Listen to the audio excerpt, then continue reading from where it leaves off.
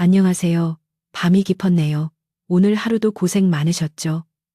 편안하게 쉬면서 오늘 밤 따뜻한 옛날 이야기를 들어보세요. 옛날 옛적에 어느 한 지리산 골짜기 깊은 곳에 눈이 펑펑 쏟아지는 작은 마을이 있었습니다.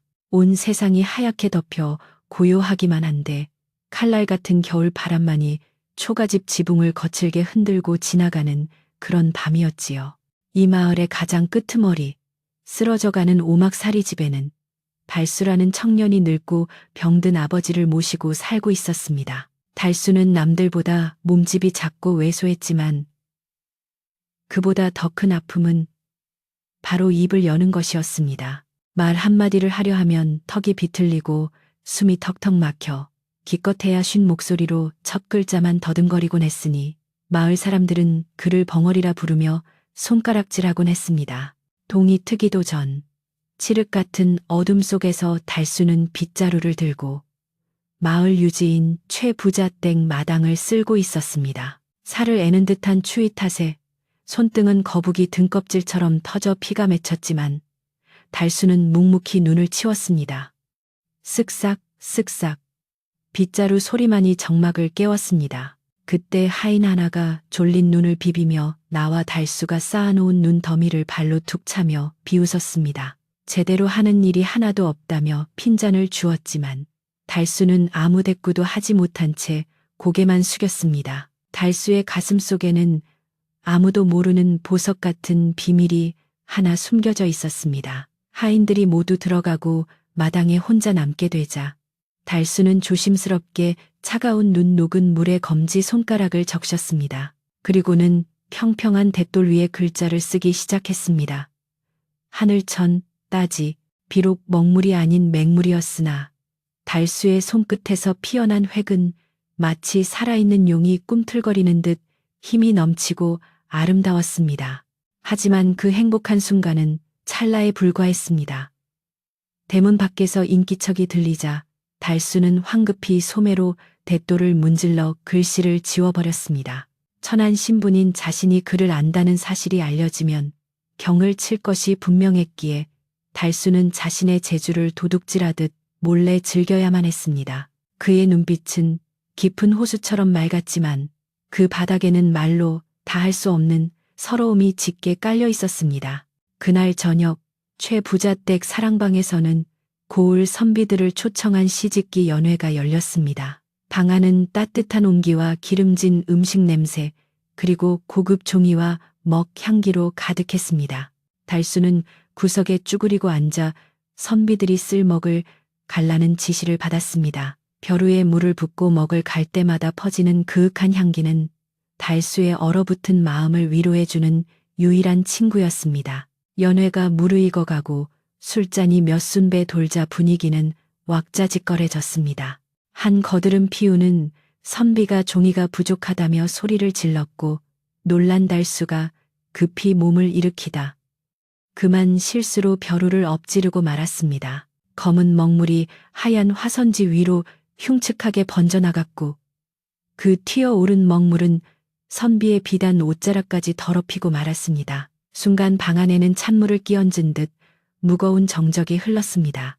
최 부자의 얼굴은 불그락푸르락해지더니 이내 불호령이 떨어졌습니다. 그는 달수의 멱살을 잡고 바닥에 내동댕이 쳤습니다.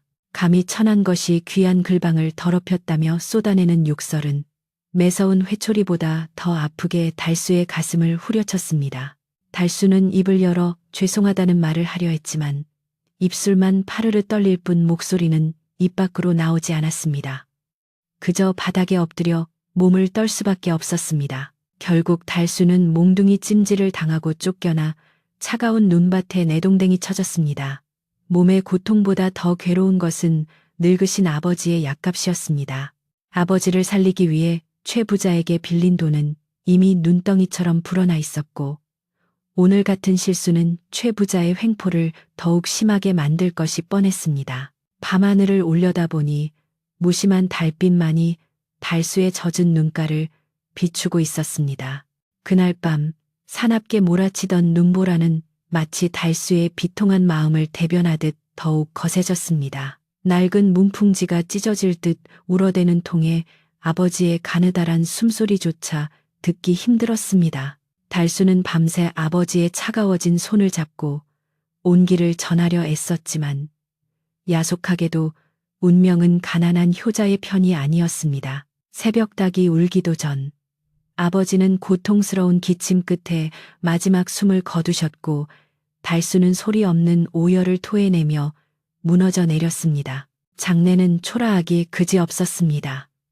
거적대기로 겨우 시신을 수습하고 뒷산 양지 바른 곳에 묻고 돌아온 달수를 기다리고 있는 것은 위로가 아닌 빚 독촉이었습니다. 최 부자는 상복을 입은 달수에게 들이닥쳐 장부를 들이밀었습니다. 그동안 아버지의 약값과 이자가 불어나 무려 1000냥이나 된다는 것이었습니다. 최 부자는 당장 돈을 내놓지 못하겠다면 평생 자신의 집에서 노비로 살거나 당장 이 마을을 떠나라고 으름장을 놓았습니다. 달수는 비록 가진 것은 없었으나 자유로운 영혼을 가진 사람이었습니다. 평생 남의 집 종으로 살며 멸시받는 삶을 택하느니 차라리 얼어 죽는 길을 택하겠다는 듯 그는 단호하게 고개를 저었습니다. 격분한 최 부자는 하인들을 시켜 달수를 짐짝처럼 집 밖으로 내동댕이 쳤습니다. 달수의 품에는 아버지가 유일하게 남겨주신 낡고 털이 다 빠진 붓한 자루만이 소중하게 안겨 있었습니다. 살을 내는 듯한 칼바람이 불어닥치는 산길을 달수는 정처 없이 걸었습니다. 무릎까지 차오르는 눈밭을 헤치며 걷다 보니 감각은 무뎌지고 정신은 아득해졌습니다. 이대로 눈 속에 파묻혀 잠들면 고통도 사라질까 하는 생각이 들 무렵 칠흑 같은 어둠 속에서 희미한 불빛 하나가 반딧불이처럼 깜박이는 것이 보였습니다. 그것은 인적 드문 산 중턱에 버려진 낡은 사당이었습니다. 달수는 지푸라기라도 잡는 심정으로 사당 안으로 들어섰습니다. 다 허물어져가는 사당 안에는 작은 모닥불이 타오르고 있었고 그 곁에는 남루하지만 기품이 있어 보이는 한 여인과 늙은 유모가 추위를 피하고 있었습니다. 인기척에 놀란 유모가 경계하는 눈빛으로 달수를 막아서려 했지만 여인은 고요한 목소리로 유모를 제지했습니다. 그녀의 눈동자는 맑았으나 초점이 없어 앞을 보지 못한다는 것을 금방 알 수 있었습니다. 누군가 오셨나 보군요. 발소리가 무겁고 슬픕니다. 밖이 많이 추우니 이쪽으로 오셔서 불을 쬐시지요. 여인의 목소리는 깊은 산속 옹달샘처럼 맑고 투명했습니다. 달수는 얼어붙은 몸을 이끌고 조심스럽게 모닥불 곁으로 다가갔습니다. 말 한마디 건네지 못하고 쭈뼛거리는 달수를 향해 여인은 보이지 않는 눈으로 따스한 미소를 지어 보였습니다. 그녀의 이름은 연화였고 역적으로 몰려 몰락한 양반 가문의 딸이었습니다. 유모는 탐탁지 않은 표정으로 주머니에서 식어버린 군고구마 반쪽을 꺼내 달수에게 건넸습니다. 며칠을 굶은 달수는 체면도 잊은 채 허겁지겁 고구마를 삼켰습니다. 목이 메어 쉽쉬거리는 소리를 듣고 연하 아가씨는 자신의 물통을 내밀었습니다. 말 못하는 달수가 물을 마시는 소리를 들으며 그녀는 나지막이 말했습니다. 말을 하지 않아도 알 수 있어요. 당신도 세상에 버림받고 이 추운 곳까지 오게 된 것이겠지요. 밤이 깊어가자 사당 밖에는 다시 눈이 내리기 시작했습니다. 연하 아가씨는 문 쪽으로 고개를 돌리며 한숨 섞인 목소리로 말했습니다. 눈 내리는 소리가 들리네요. 옛날 집 마당에는 이맘때쯤 매화가 흐드러지게 피곤했는데 제 눈이 멀고 나서는 봄이 와도 봄인 줄 모르고 꽃이 피어도 그 아름다움을 볼 수 없으니 참으로 야속한 세월입니다. 그녀의 목소리에는 짙은 그리움이 배어 있었습니다. 그 말을 들은 달수는 조용히 자리에서 일어났습니다. 그리고는 사당 문틈 사이로 끈질기게 생명을 이어가고 있는 야생 매화 나뭇가지 하나를 발견했습니다. 눈 속에 파묻혀 있었지만 기적처럼 작은 꽃봉오리 하나가 막 터지려 하고 있었습니다. 달수는 망설이다가 용기를 내어 연화 아가씨의 손을 조심스럽게 잡았습니다. 낯선 사내의 손길에 그녀가 흠칫 놀랐지만 달수의 손이 너무나 따뜻하고 조심스러워 뿌리치지 않았습니다.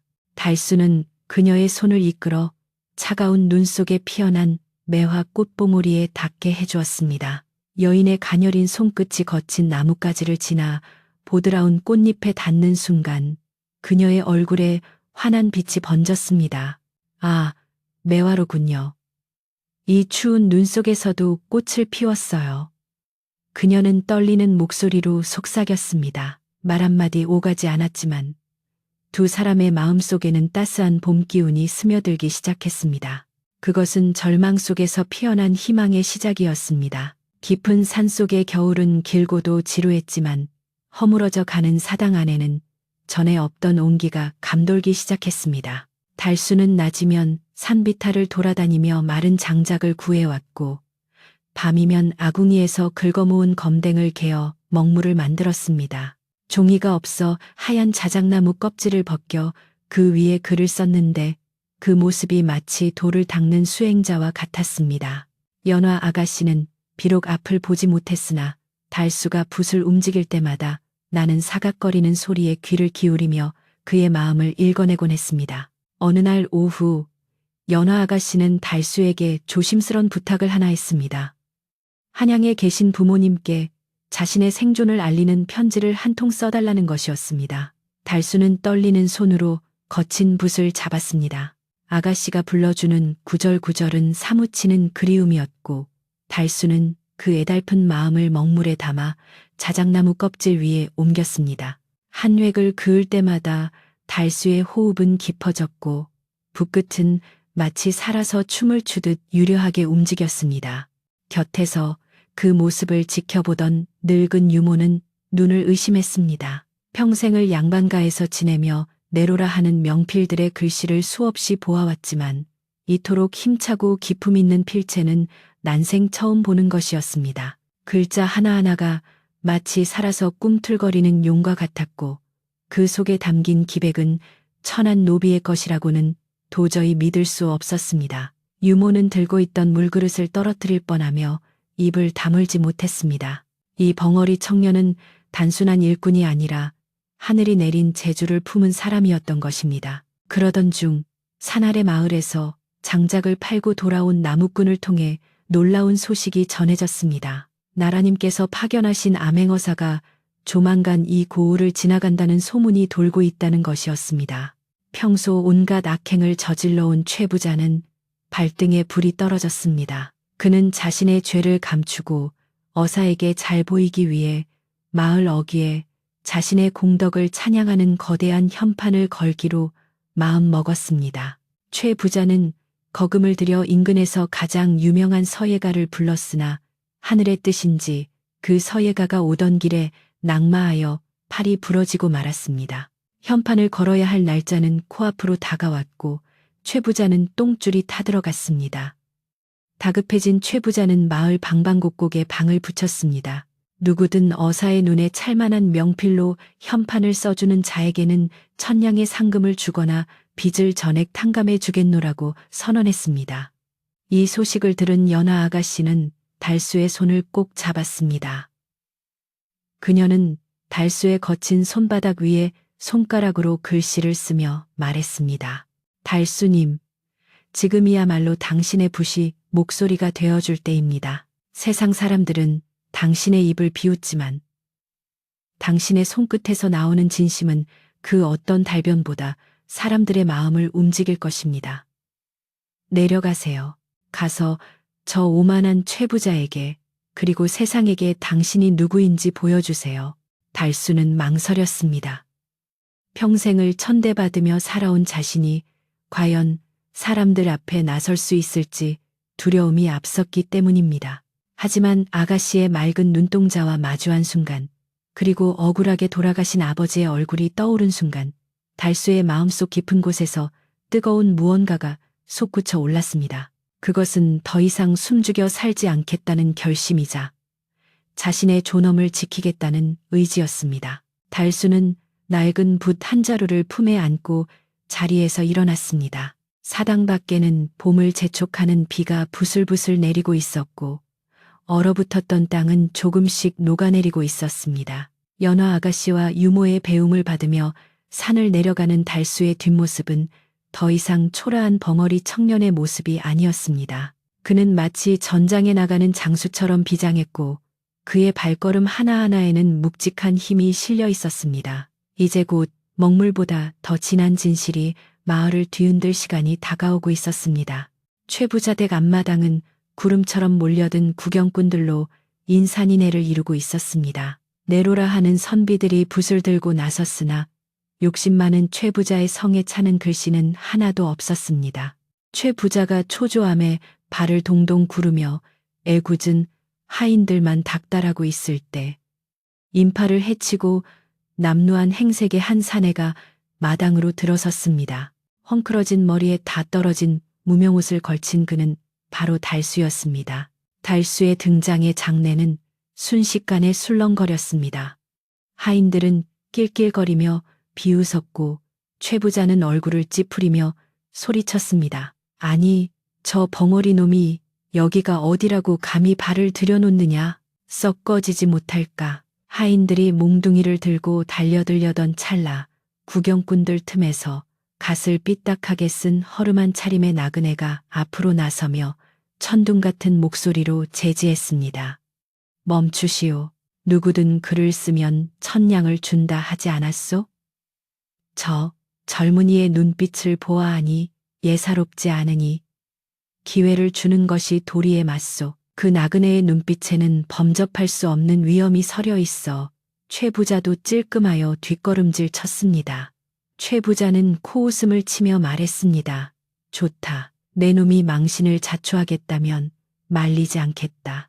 허나 먹물 한 방울이라도 잘못 흘리면 그 즉시 멍석마리를 당할 줄 알거라. 달수는 주변의 비웃음과 위협에도 아랑곳하지 않고 천천히 붓을 잡았습니다. 아버지의 유품인 낡은 붓끝이 떨리는가 싶더니 이내 달수의 호흡이 차분하게 가라앉았습니다. 그는 눈을 감고 연하 아가씨의 따뜻한 목소리와 억울하게 죽어간 아버지의 얼굴을 떠올렸습니다.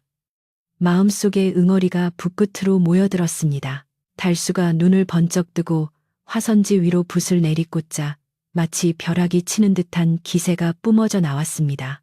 일필이지. 달수의 손이 춤을 추듯 움직일 때마다 하얀 종이 위에는 검은 용들이 꿈틀거리며 살아났습니다. 그가 쓴 글자는 최부자가 원하던 공덕무량이나 만수무강 같은 아부의 말이 아니었습니다. 그것은 바로 민유방본, 백성은 오직 나라의 근본이라는 네 글자였습니다.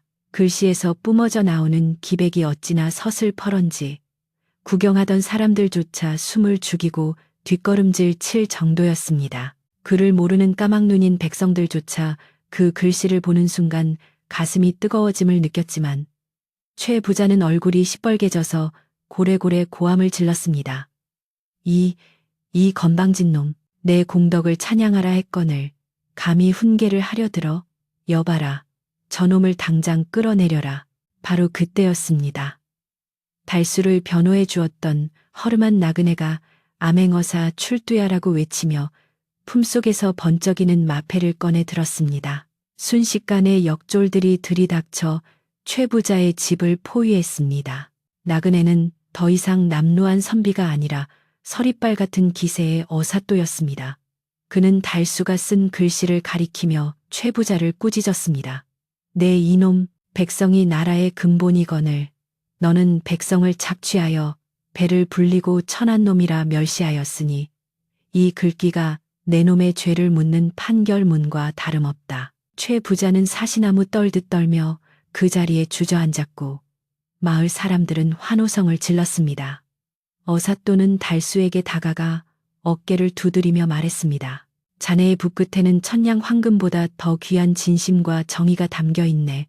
그 재주로 나라와 백성을 위해 일해주지 않겠나? 어사또는 달수의 빚을 모두 탕감해 주는 것은 물론 그를 한양의 도화서로 추천해 주겠노라 약속했습니다.